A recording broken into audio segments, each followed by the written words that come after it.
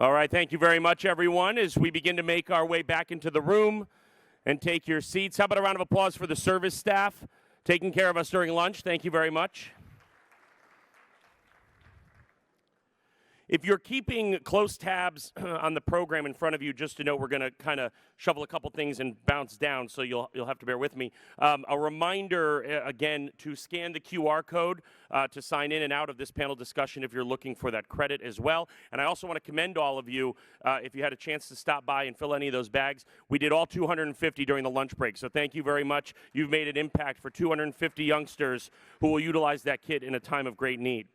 At this time, our panel conversation is going to turn to the topic of climate risk compliance and technical resilience.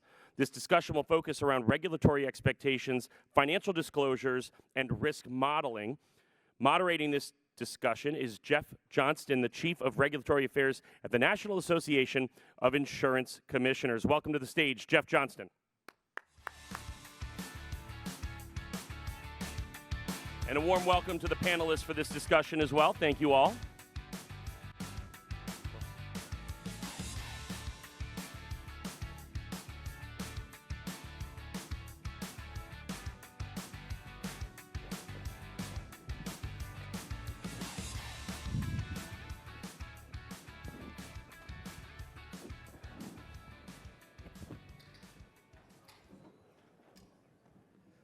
Connor, I appreciate the booming introduction. I should tell you that I'm from Kansas City and an avid Kansas City Chiefs fan. That may change the introduction. The rest of the room.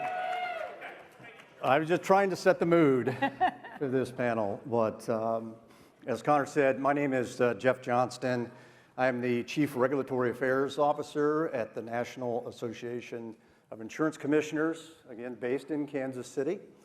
Much of my responsibility centers on managing the subject matter experts at the NAIC that support the committee system. So relevant to this discussion is the Climate and Resilience Task Force that still sits at the executive committee level, as well as my colleagues in CIPR, the Center for Insurance Research and Policy, the CAT Modeling Center of Excellence. So from my standpoint, that's the perspective that I'll bring to this discussion.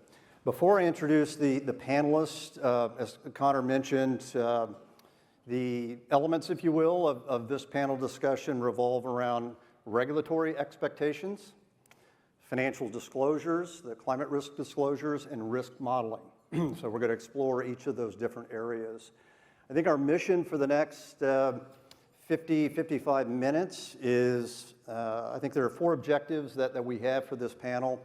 We want to explore how the insurance industry is doing with its disclosures on climate risk and managing climate-related exposures. That's our first objective. Second objective is to hear how regulators are thinking about the climate risk disclosures and their assessment in terms of how companies are doing with their risk assessments. The third objective is to hear about advances in the CAT modeling space and the current uses, not only by insurance companies, but others, and the perspective, I should say, from the regulatory community. And bringing it home, ensuring the future, we want to have a discussion on looking forward in terms of the future, where opportunities for improvements might lie in the area of these disclosures, the industry's assessment work, and CAT modelers. We do have the opportunity to take audience questions, and I've been schooled on the iPad that's right here. So as we progress throughout the next 45, 50 minutes, please submit your questions. I'll pick those up as we speak. In terms of our panelists, to my left is Beth Dwyer, who is the director of the Rhode Island Division of Business Regulation, and within that, if you look at her bio, that includes all kinds of things. Certainly relevant here is the insurance, banking, and securities. Beth is also one of the NAIC's officers. Again, one of my bosses that I typically find in one of these rooms. Next to Beth is Jaclyn Medicci Bruneau, if I landed that correctly. Jaclyn is with Ceres, which I'm sure is a familiar organization to most people in this room, advocating on behalf of companies, the markets, public policymakers in the area of climate risk disclosures. To Jaclyn's left is Jeff Waters. Jeff is with Moody's Analytics. He is one of our technical experts on this panel. He is in the product management space at Moody's Analytics in terms of building CAT models. And you look at some of his credentials, he's well certified in any number of related spaces, including catastrophic risk management.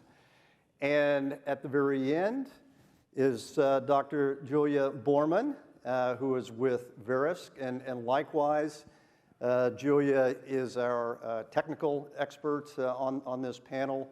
She does a lot of work where we have intersections with the regulatory community, the insurance industry, and others. So please welcome the panelists while I pick up my papers.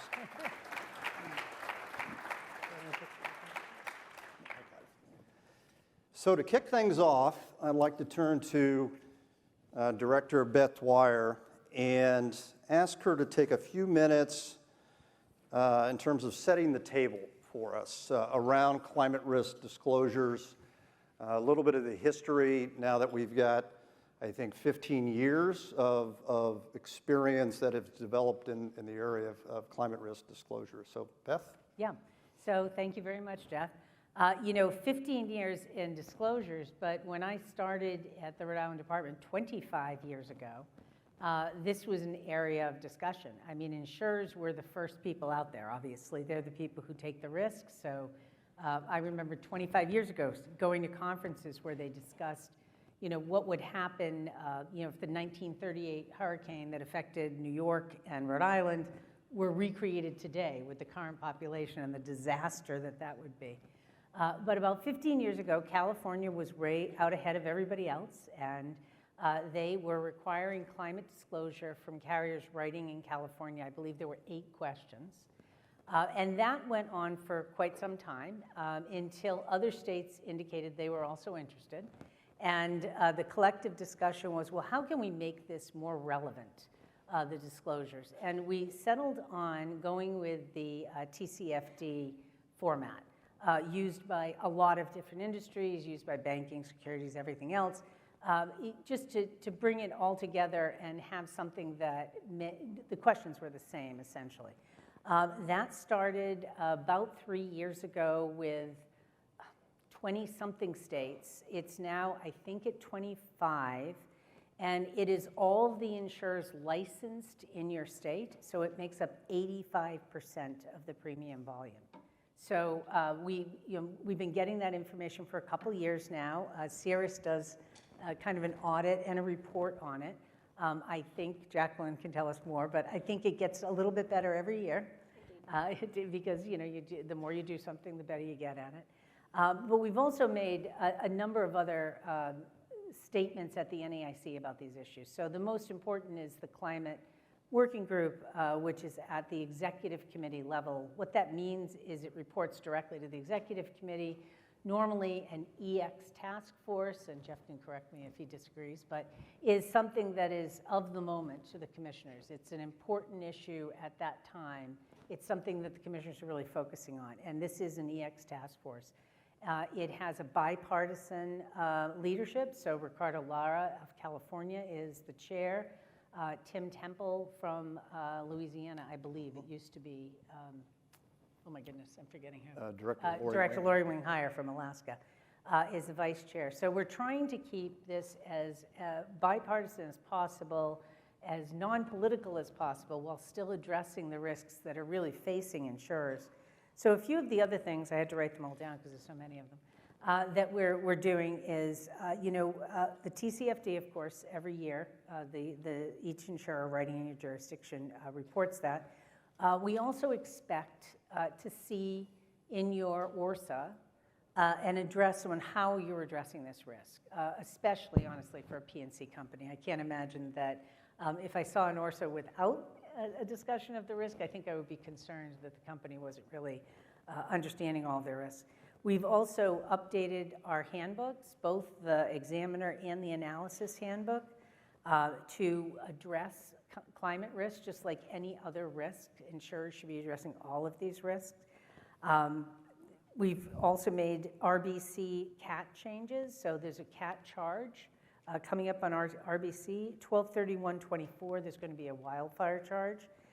There's also, within the RBC framework, a consideration of severe convective storms. And there's RCAT reporting. So that is in the interrogatories to the annual statement, and I believe that starts, is it this year or next year? It started with year-end 2024 reporting. Oh, okay, so it just happened. Yes. And again, we hope every year it gets a little better, just like the TCFD. So, I mean, from my perspective, for my domestic companies, our analysts and examiners are looking at climate risk as an important risk of the company and making sure that the company is addressing that risk appropriately like any other risk. And I'm sure as time goes on, the NAIC will accept all other great ideas and consider whether or not that reporting would assist regulators and companies. So Director Dwyer, with those tools and the activities on the examination front and the analysis, would you characterize that type of approach compliance-oriented, or is it more those tools are there to facilitate that discussion with company management on how they're approaching and assessing and managing climate risk exposure? Yeah, it's definitely the latter. I mean, we've switched to a risk-focused approach many years ago, and what we're really interested in is, does the company understand the risk? Is the company addressing the risk?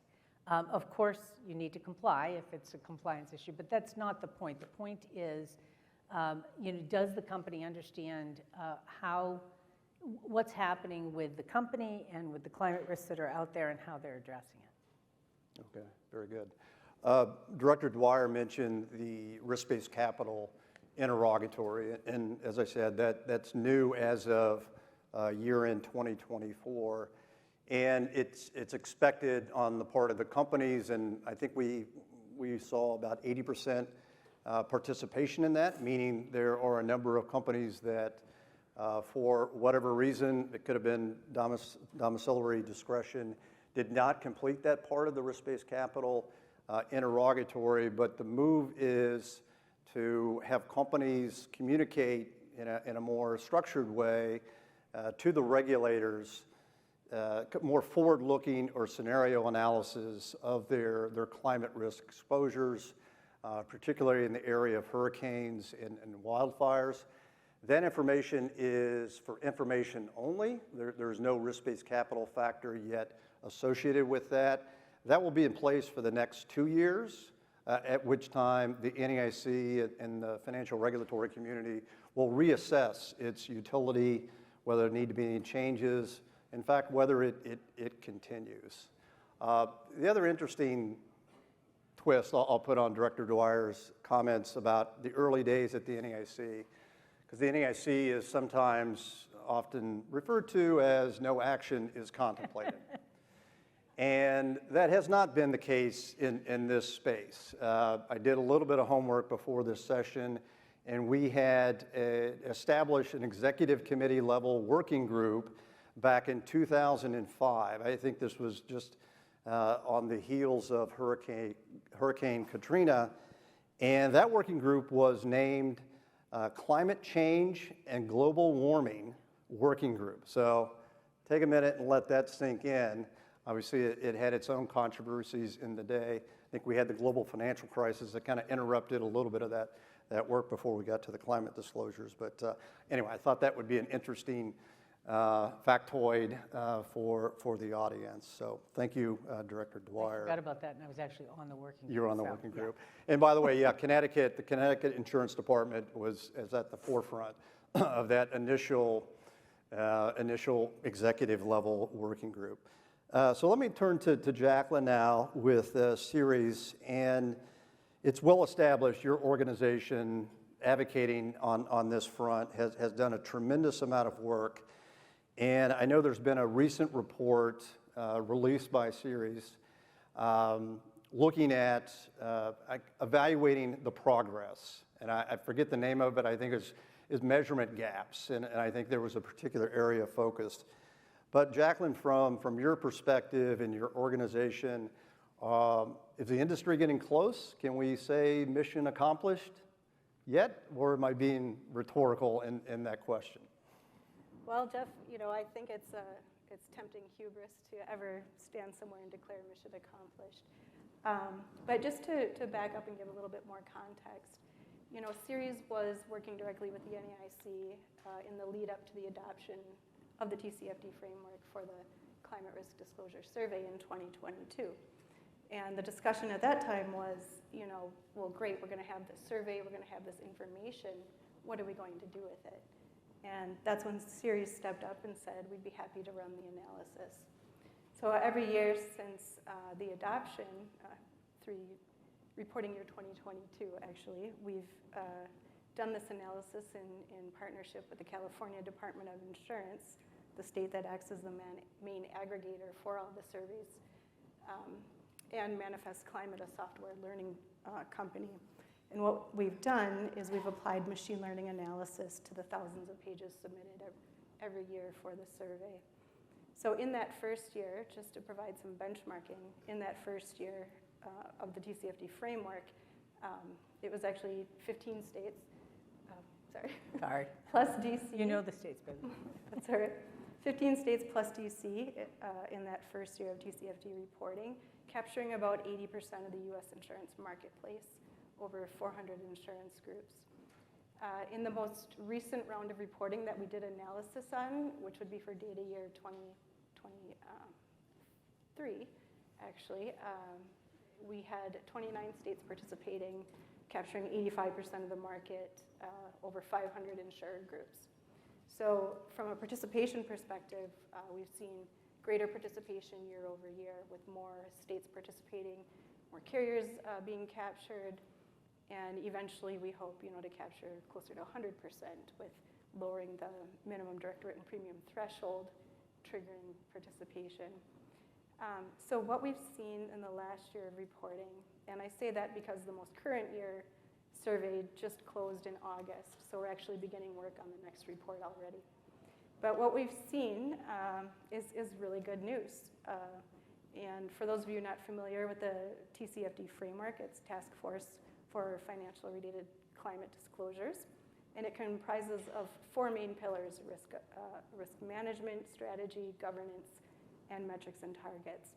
And within those 4 pillars are 11 recommendations, each of which asks a carrier, and these are open-ended questions, to describe or disclose how they're doing something particular to that pillar. So in this last year of reporting, we had 99% of carriers provide information across the risk management pillar. 97% provided information across strategy, 87% across governance. And these are all incremental improvements year over year, even adjusted for greater state and carrier participation. And that's fantastic. We're happy to see that. Progress is progress, and we don't want perfection to get in the way of progress. But as you mentioned, we also saw that for the 3rd year in a row, only 29% of responding carriers provided any information in the metrics and targets pillar. And in the metrics and targets pillar, what carriers are asked to do, it's 3 recommendations. They're asked to describe or disclose the measurements and metrics they use to assess their climate-related risks and opportunities, disclose their scope 1, 2, and 3 greenhouse gas emissions, and describe and disclose the targets they are setting to reach their climate-related goals. So only 29% year over year. I mean, we just really plateaued in that reporting area. So we did that deep dive companion report that you mentioned called the measurement gap that took a real qualitative analysis into the carriers that are providing information, what are they saying?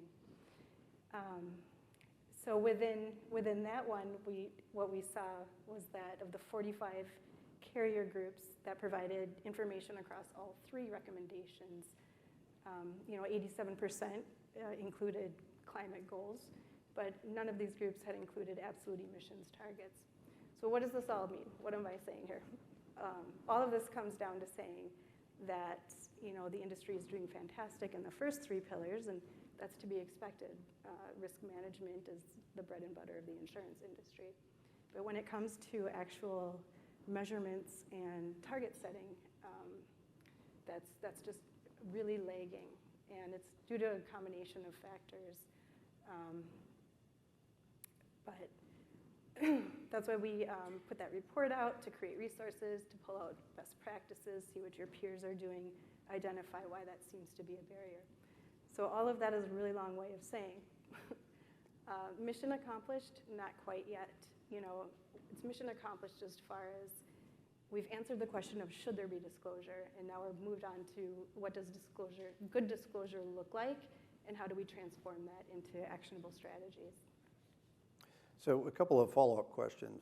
On the 29% plateau, when your organization evaluates those disclosures, are you going well beyond the insurance company's operation and footprint, meaning into its book of business and what that insurance company is doing, relative, say, in the underwriting process, looking at their clients, their insureds from a climate risk management standpoint? So we do our scoring specifically off the information the carrier themselves provided. So we're looking for that kind of response, that they've integrated it across their business operations. And we've seen progress in those areas. In the first few years of reporting, we had health and life companies specifically say, we don't really see the materiality of climate risk to our business operations. As soon as we do, we'll include that in future year surveys.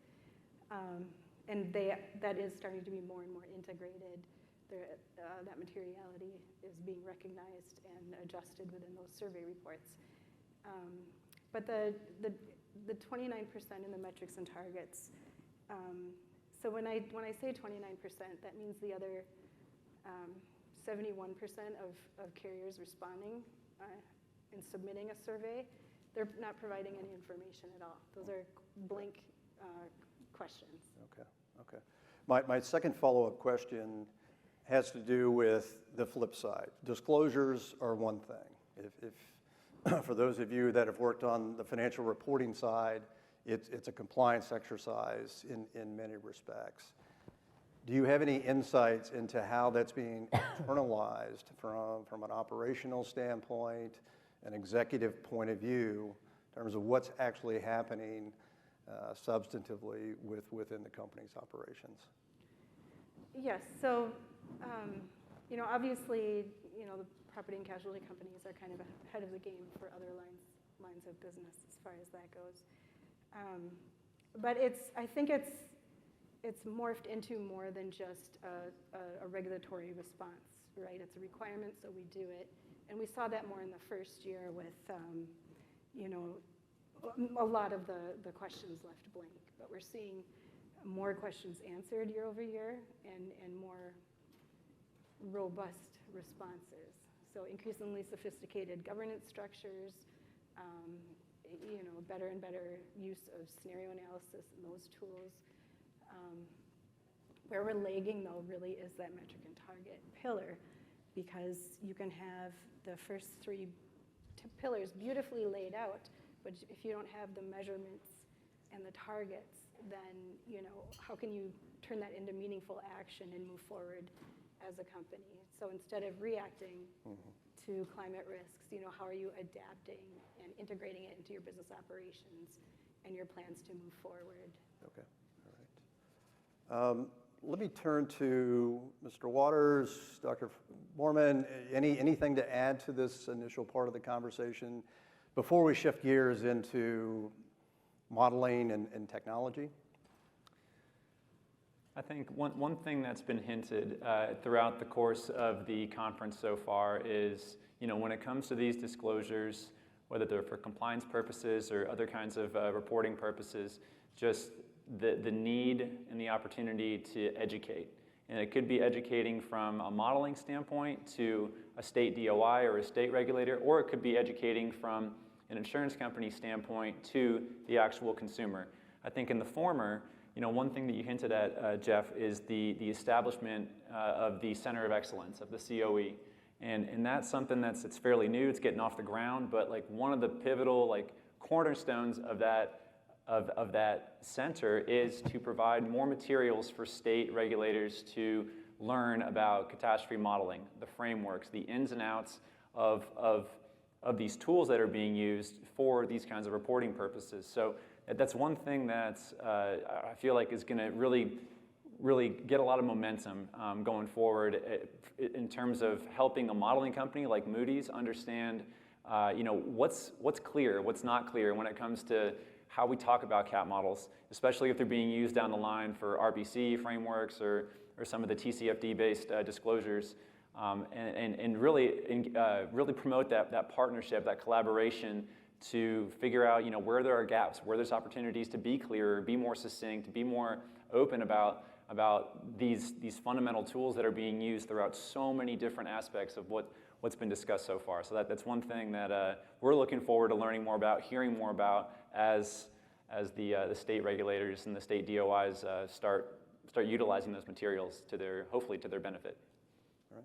Dr. Borman, anything to add? Yeah, let me add, since Jeff covered the education piece, which was also on my list, but catastrophe models are tools, but we're in the business of science. So I think it's really important that from our perspective, we're doing a good job of describing how we're getting climate change into the models. So at Verisk, for instance, we have our core suite of models, and we're doing what's called the near present climate in those models, which means that we are looking at the climatology up to today, right? And thinking about the historical record and how the climatology of today might be different from what we have in the historical record, and then calibrating our models around that. That's different than doing, say, a climate projection, right? So thinking about, we used to say 2030, we don't do that anymore, it's too soon. So now think about 2060, right? And what kind of modeling do we need to do around that to have a CAT model, have those representations in it, tailor the science to meet sort of those parameterizations, which are for different parts of all of this reporting that we're talking about, right? Like thinking about your yearly, year-over-year business, right? We would say that you would use our core suite of models, you would be thinking about the near-present climate versus some of the disclosures that have come along, which are more about okay, well, tell me about your 2050 number. And what does that look like, and how are you thinking about that? So both really important sides of sort of the same coin, but also when it comes to the modeling side of things, sometimes two different approaches that we have to take just to help our clients really understand their risk. Okay, very good. I think that's an excellent transition to the next section where we want to spend some time talking about where modeling stands today, predictive analytics and so forth. It was just a couple of months ago, the NAIC, under President Gottfried's leadership and Commissioner Lara in California, hosted an event in Pasadena.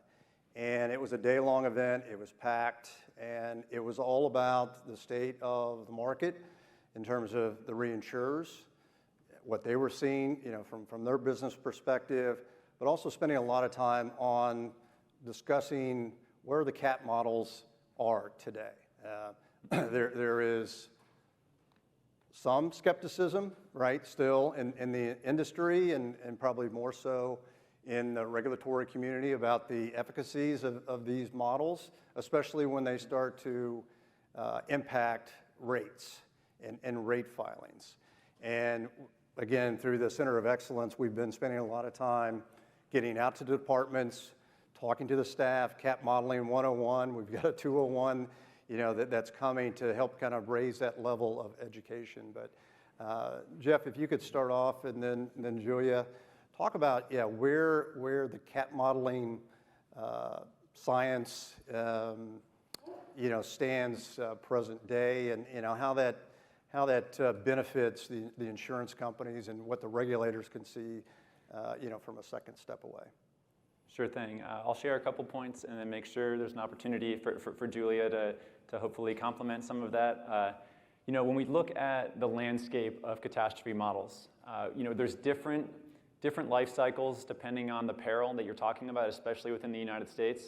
You've got some more well-established perils where we've had CAT models for a long time, like earthquake and hurricane. We're going on 25, 30 years, 30 plus years of having those models. That's a long time for those models to be developed, iterated, validated, and be deemed credible, and also to highlight where there's still opportunities for improvement. And then you fast forward to the last 5 or 10 years, and that's been the emergence of more of these CAT models for, whether you want to call them secondary perils, we kind of try to toss that term out the window if we can, but the wildfire, the flood, the severe convective storm, a lot of these perils that are becoming a lot more front and center, especially if you're in California for wildfire, especially if you're in the middle part of the country, really any other part of the country for SCS, and the most important thing we want to highlight, from a modeling perspective is the fact that they are indeed tools, but try to be open about, how we built them, how we validated them, because from that point onward, you get an idea of its fit for use, fit for purpose,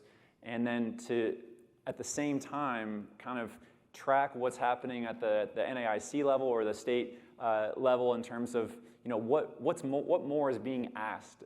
Like, for instance, in the RBC framework, the expansion of beyond hurricane and earthquake to now include wildfire and SCS. Right now for informational purposes, sure, but eventually down the line there might be more being asked of those perils. And now also incorporating a climate change or a future climate state kind of view of risk in there. So what we're trying to do here is monitor the evolving risk landscape, make sure our models are reflecting that, and then kind of building on some of the comments Julia just said a second ago. If we're trying to incorporate like the flavors of a changing climate, let's say future state, just to keep things simple, because it might dovetail into what's being asked in the RBC. One of the big challenges is, like, you see what's going on in the science, like with the IPCC. You see how the market is using CAT models. How can you take what's going on in academia or with these research organizations, take it, spin it, and integrate it in a way that's already being used in a CAT modeling sense? And so that's what we're trying to do, is make it as easy as possible to make sense of what's happening on the outside with what you're trying to consume and make decisions off of within the CAT modeling space. So hopefully those are a couple themes that resonate here in the room, and hopefully, Julia, there's some things to either refute or maybe add to if you. I don't think I'll refute you on stage, don't worry. Let me pull on that a little bit, which is, I think one of the most important things that we talk a lot about in the CAT modeling space, but that we're doing more of now, I think, out, in a very transparent way in front of a lot of different types of audiences, is how does the CAT model help you translate certain research, right? So you talked a little bit about the projections, but also if you think about the work that IBHS does, right? And so they have their roof farms, and they're peeling shingles off every year, and they're telling us how much they degrade. CAT models are how the industry gets to take that research, translate it, and then apply it onto their book of business, which is really key. So it's sort of the same thing in the future, the calibrations to future climate or understanding climatology of today. And so I think that's one of the most valuable pieces that CAT models bring. I also think that one of the things that, like I said, we're doing more of, and I hope we keep doing forward, is creating a more transparent space, right? So we have NAIC COE that's doing a lot of really awesome education efforts that we've been supporting. We have our documentation up there for the regulators for all the perils. We create these model cards so that they can easily digest what's in a model. We go out with them. So I was just at one of your zonal events for the Midwest, and we were talking to regulators about who in their department should be learning about CAT models. We did the wildfire review with California for the first ever PRID, and then after the PRID was over and we had our determination, Verisk put their documentation online immediately for the public to consume. I mean, we are actively looking to educate people about what are in cat models, how they come together, and also, frankly, they are science. They are going to get better over time. So you mentioned like perils, we've been researching some of them for many years. If you talk to our research staff, they will tell you that there are limitations to cat models because they are just models. They are not a complete representation of real life. And that's just how it is in building science.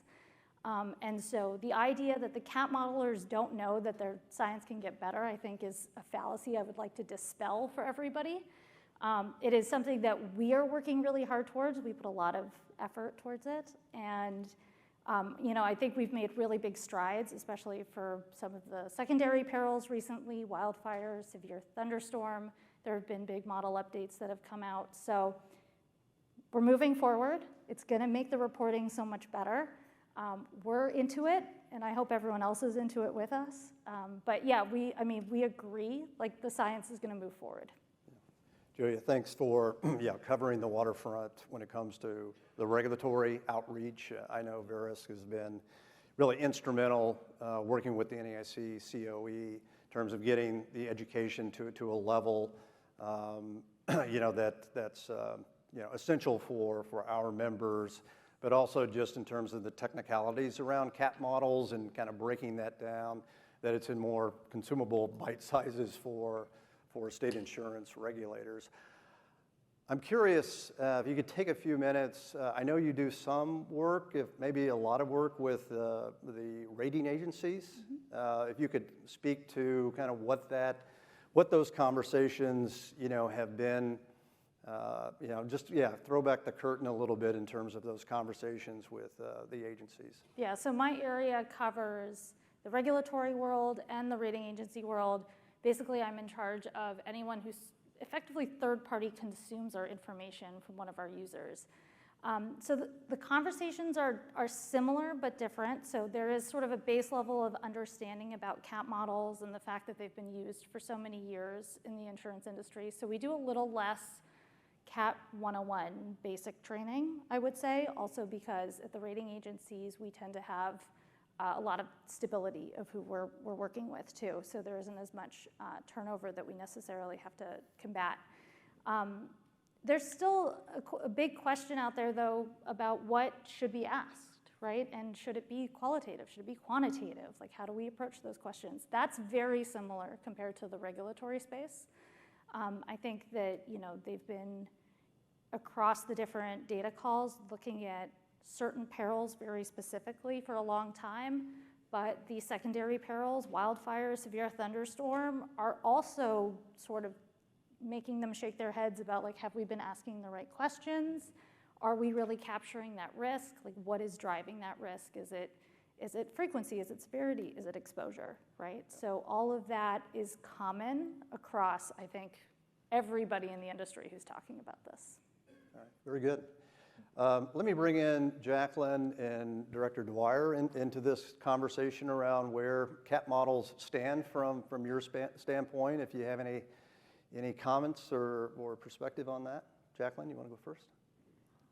Well, from the Ceres perspective, our concerns are that they would just continue to be, transparent and scientifically credible, as we move forward. We always encourage the adoption of new and innovative approaches. And this is but one tool in the chest of climate risk management. That's where we would stand for. So from a regulator's point of view, anytime something affects the rates, especially in personal lines, it is of paramount importance. I remember going back about 20 years ago, there was 2 modeling companies, and I think they're both out of business. RMS and maybe AIR. We were AIR back then. Okay. And I remember a discussion at our legislature on which one can we mandate, which would be the lower rates. Really, well, please don't, first of all. They won't, and they didn't, so that was good. But, you know, again, we also, the people who work in insurance departments are not experts in this. You all are experts in this. So I think this is a place where the NAIC and the Center of Excellence through CIPR is really bringing a lot to the table for us, especially smaller jurisdictions like mine that can't afford to have someone on our staff that would really be an expert. We're really able to get education, as you said. There's been a lot of education both from the modeling companies and from the NAIC through the NAIC, which I think has really helped regulators. I think it needs, regulators, again, as you earlier mentioned, you really need to even know who in your department needs to know this. You know, the people looking at your rates and forms, sure, but how about your financial people? You know, how is this affecting your domestic companies? So I think, you know, the education that's out there, the acknowledgement that this is going to change over time, and, you know, we need to understand this and understand what it's showing us when we see the results. Okay, very good. If I could add on to Director Dwyer's comments, at the NAIC level, within the staff organization, we're spending more and more time holding classroom sessions at insurance departments, talking through examination procedures, talking about the climate risk disclosure, you know, all in an effort to position the financial examiners and the analysts in a position to where they can have an informed one-on-one conversation with the head of claims, the head of underwriting, and so forth. So that's going to continue in a very serious way for the foreseeable future. I think at this point, we've landed at probably 4 or 5 departments. We've some of the larger departments. So if you're an insurer, I think you can look forward to more of those direct, robust conversations happening over the coming years. So, coming back to climate risk disclosures and where they stand, best practices, if you will. Director Dwyer and Jaclyn, can you comment on where regulators and companies might get together to focus on closing that measurement gap? I know you spent some time around the targets and metrics, but going beyond that fourth pillar in the area of risk management, board governance, are there areas within the disclosures that you're seeing that maybe that's the next bite at the apple that the NAIC takes in terms of improving the quality of these disclosures and their usefulness? So what we're doing is we're really trying to have conversations with our domestic companies.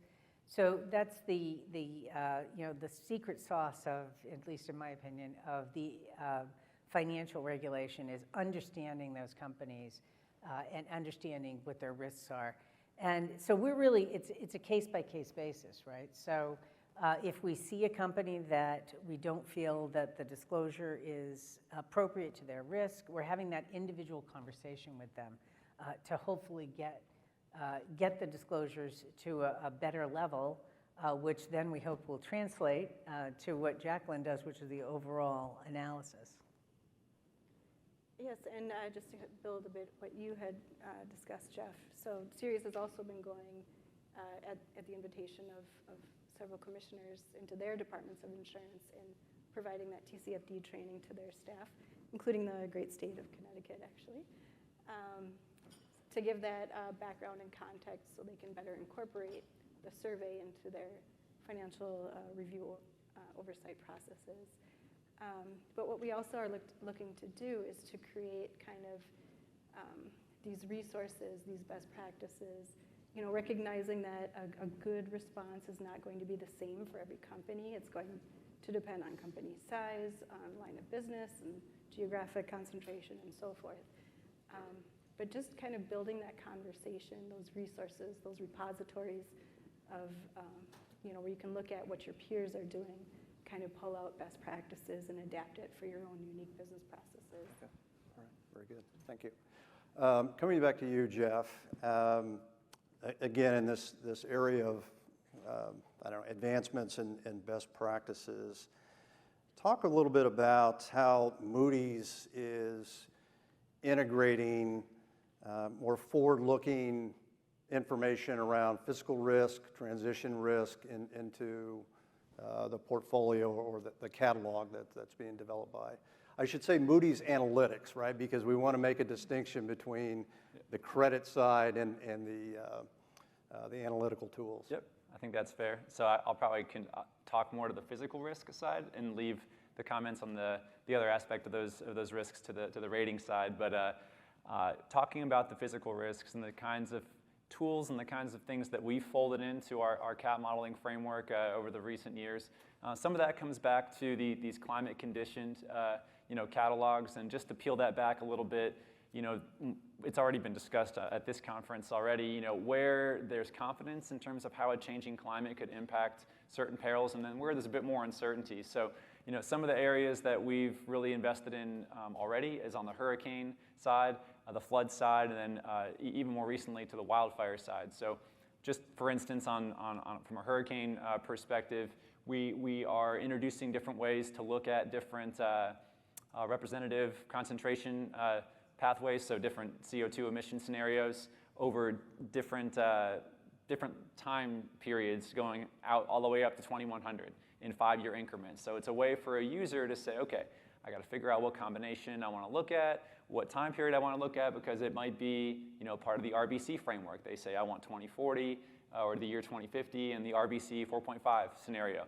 So we have to make sure we're building these tools to help you quantify what that number should look like, quantify the magnitude of the problem, and then be able to be transparent about how we develop that kind of thing. So just as an example there. And then we also have other flavors of looking at forward-looking, future states of climate and how it could impact your book of business, for instance, around sea level rise or changes in precipitation patterns. And so all that kind of sits under a very growing suite of climate or future climate products. And then I really want to come back to a great point that Julia made, and it's been mentioned a number of times earlier today, and that is, when you talk about like the IBHS Fortified program, it's just a microcosm of the broader theme of mitigation. How do you quantify the impact of mitigation, the cost benefit of that, so you can actually go to a homeowner or a business owner and talk to them about, well, what happens if you decide to seal your roof a certain way or replace that roof? What's it going to mean to you in terms of financial benefits? Like, it's so important for us to be able to bring those mitigation factors and options into our modeling framework, so as a user, as an insurance or reinsurance company, you can actually go and do those sensitivity tests to know, okay, what's the cost benefit of this, and what's it going to mean for me and my business, whether it be from a rate-making standpoint or all the way up to the more aggregate portfolio management or even reinsurance purchasing decisions. So there's a couple of examples of some things that we're working on, things that we've been working on for quite some time, and hopefully that paints a good picture or gives you some flavor of what's happening here at Moody's. Yeah, excellent. Yep. Julia, I want to come back to something you touched on in your earlier remarks when it comes to the California Insurance Department and the advancements, and they should not be understated, right, in terms of the regulatory advancements to help foster a more dynamic market. Talk a little bit about what that relationship looked like with Commissioner Lara and his staff, and specifically to the adoption of the California Department's recognition of the Verisk CAT models. Yeah, so thanks. So that was a 8-year road that we were on, and it involved Verisk having conversations about CAT modeling with, we were in front of the commissioner, we were in front of the state assembly, we were in front of the state ledge, like we were talking about CAT models, and it wasn't quite clear for some time where the push would come from, right? Was it going to come from the ledge side? Was it going to come from a reg? And so we were involved in many conversations around that. When it was decided to become a regulation, there was a lot of active conversation with all of the modelers and the department about that regulation. There were multiple public forums that we all took advantage of to talk about our experience in what it takes to review a CAT model. So, we build CAP models. We also have gone through every known state review process at Verisk. So we are also I would say we're experts at getting models reviewed, which can be tricky business, but we've seen kind of what works and what doesn't work when you want to go in and like really dig into the models. Let's see, what else was really important? I mean, we've said this at Verisk in multiple forums. We invest considerable effort in building CAP models and considerable resources. We do need IP protections in place, and that was a big piece of the California regulation that went through. But when there are IP protections in place, we show up, and that's why we were first through the door on January 2nd, right? So the department was able to create those protections for us. We were able to go in. It was a public review. Consumer Watchdog was in our review with us. For anyone who's worried they can't learn a CAP model, I will tell you this. Everybody who works for a catastrophe modeling company didn't know what it was before they got there. Right. I showed up after my PhD. I was like, I know insurance for agriculture, and I was hired onto the research team. I had no idea what a CAP model was. We teach everybody what a CAP model is, and we're really good at it. And that's also why we worked so closely with the COE when it was stood up, because we recognize that that is institutional knowledge that we need to push out, right? And so that was another big feature of California, is when you have a very public review process like we did, then you need to also be educating throughout. And so a lot of the early meetings that we had with our participants were just to onboard them to the process of building a CAP model and where certain things were going to show up. Overall, a great, I love the result because I was first through the door and I was first out. We got our determination, and really proud of the science that we put forth in that model. We had released it in June of 2024, so I got to bring it to market really quickly as a part of this submission process. Yeah, thanks for sharing those insights. I know many of us read about those developments in California, and it's certainly a success story given where the department has been over the last several years with the wildfire losses and so forth. We do have a few questions from the audience. I think we can maybe take a quick hit on a couple of these. Are there any states following SEC framework instead of TCFD? Anybody want to I don't think so. Well, My understanding was the SEC is based on the TCFD structure right, so, with modifications. Yeah. right, so perhaps more internally, but what they're providing to the regulators is TCFD. TCFD. Okay. Are there any free CAT modeling tools? Oh, that's a good one. There is the public hurricane model that is built out of Florida. And of course, California, I don't think it's been signed, but the law is sitting on Newsom's desk about building a public wildfire model for California. Those would be once the wildfire one's in existence, but those would be the two public versions of the model. Okay. All right. Very good. Hopefully that was responsive. And the third question we have here is, with regard to climate-related risk specifically, what are regulators, quote unquote, really interested in knowing about their regulated entities' ERM framework? Are we really interested? We're Input. really interested in Yeah. knowing whether you understand your risk. You're not going to somehow I think ignore risk. they may be looking for, are there kind of pieces of disclosure insights from the company that may be a bit of a litmus test? I don't know, that's my word. Yeah, of I think cluing that- in the regulator as to whether the company has a handle on things. I think it depends on the company, right? So, if you know your company well and you understand what they're writing, and then you're probably going to be able to really understand their TCFD disclosures better. But I can't say there's any one or two things that are litmus tests. Yeah, the last thing I would mention comes to mind on the climate risk disclosures. The COE, the NAIC COE, is partnering with the Society of Actuaries, and this is a project that's underway now in developing a large language model. So applying AI, the AI tool to the entire universe of disclosures. And my understanding is the aim is not only to produce an analysis of those disclosures, but at some point in the future, provide that type of tool for the regulatory community as they delve into these disclosures. As we all know, any number of them are quite dense in terms of the information and the terminology, phraseology that's used, but that is something CIPR, Center of Excellence, is, again, working with the Society of Actuaries to advance. So we're down to 3 minutes, and I have a closing question for each of the panelists, so we'll do a bit of a rapid fire here.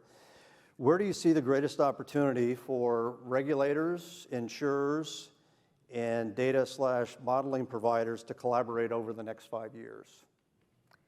Which areas? So I think we're hopefully doing a pretty good job now, but I don't think any one area would solve the issue. So I think the working with the providers who are looking at models, the data that's coming out, I think it's all important, and I think we're just going to move forward as we have been. And we would agree. It's that the importance of that collaboration. It's not just the regulator's job to fix the issues inherent with climate risk. It's not the industry's. It's that spirit of collaboration, public-private partnerships on every element surrounding climate risk to continue to move the industry forward. Yep, I would say, one thing I would totally agree with all the comments that have been made.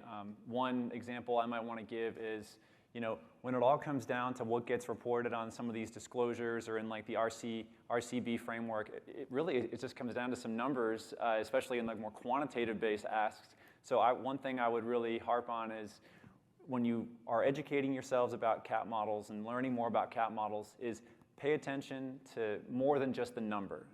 Learn about the ins and outs, the assumptions, the uncertainties, because there's some models that are still in their infancy and there's some models that have been out there for a while. And so that can make a difference a lot in terms of what a small shift could mean down the road. And that's one area that as collaboration deepens and gets tighter between the vendors and the entities that are using the CAP models here is to really go and peel back that curtain a little bit beyond just the numbers that you see. I guess I'll add that as we move forward, there's going to end up being a common language that sort of falls out of how we talk about these things. So in particular, right now, I feel like a lot of people are like asking us, what's a CAP model and how do I think about it, and what are the terms that I should be using? And so what I expect to see over the next 5 years, like Beth said, is like we're moving forward on it, but I think we're going to end up in a better space of having a common language about how everyone sort of wants to phrase things and create those common frameworks that folks get used to and can report to more easily. Okay, very good. We are now in the red time zone, I think, but I want to thank everyone for your attention, especially right after lunch. I think this has been a fantastic panel. If you would all join me in a round of applause.